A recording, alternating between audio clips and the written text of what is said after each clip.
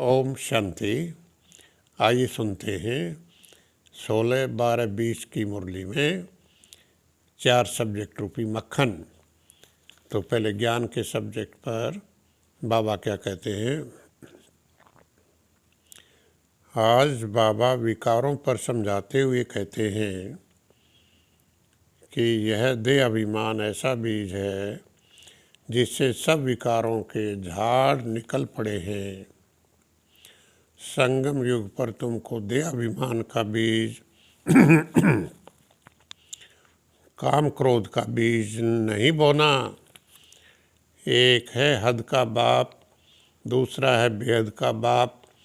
वो लौकिक बाप तो लिमिटेड प्रजा रचते हैं, उनके सरनेम से सिजरा चलता है।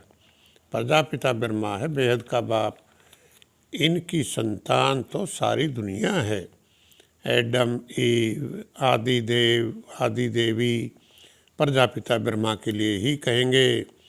ब्रह्मा, लक्ष्मी नारायण ये तो सब यहाँ हैं। स्थूल दुनिया में सूक्ष्म वतन का सिर्फ साक्षात्कार होता है। ये बाबा भी फरिश्ता बन जाते हैं। ब्रह्मा बाबा कहते हम वर्थ नोटे पैनी थे, तत्व तुम अभी वर्थ पाउंड बन रहे हैं। तत्व तुम मतलब तुम भी ऐसे ही। शिव बाबा कहते हैं कि जब इसकी जड़ीभूत अवस्था ब्रह्मा बाबा की वानप्रस्थ अवस्था होती है, तब मैं इनमें ब्रह्मा में प्रवेश कर ज्ञान देता हूँ। हम पढ़कर मनुष्य देवता कांटे से फूल बन रहे हैं। बाप खिवैया भी है, बागवान भी है, पुरुषार्थ करते ही हैं सुख का वर्षा पाने के लिए। बाप ने तुमको सारे विश्व के आदि मध्य अंत का राज समझाया है। दुनिया एक ही है पर 2 भाग हैं।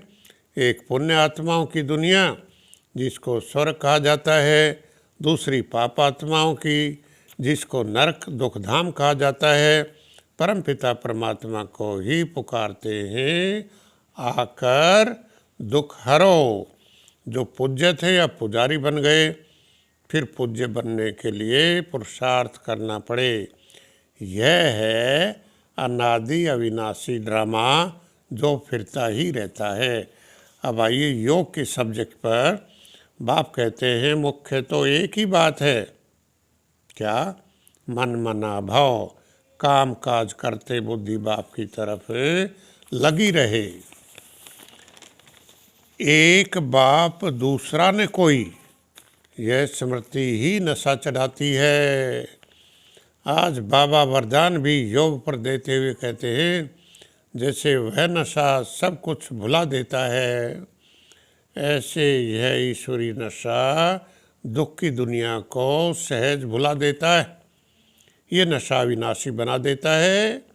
जो सदा ईश्वरी नशे में मस्त रहते हैं वह सर्व प्राप्ति संपन्न बन जाते हैं।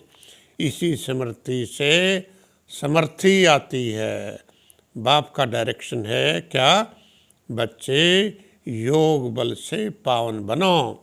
अब धारणा के सब्जेक्ट पर सदा स्मृति रहे कि हम अभी ब्राह्मण हैं, इसलिए विकारों से बहुत बहुत दूर रहना है। कभी भी क्रिमिनल असॉल्ट न हो। क्रिमिनल असॉल्ट विकारी पीड़ा हम किसी को न दें। डबल सिरताज देवता बनने के लिए बहुत मीठा बनना है, लाइन क्लियर रखनी है, राजयोग की तपस्या करनी है। पतित बनने से कांटे बन जाते हैं।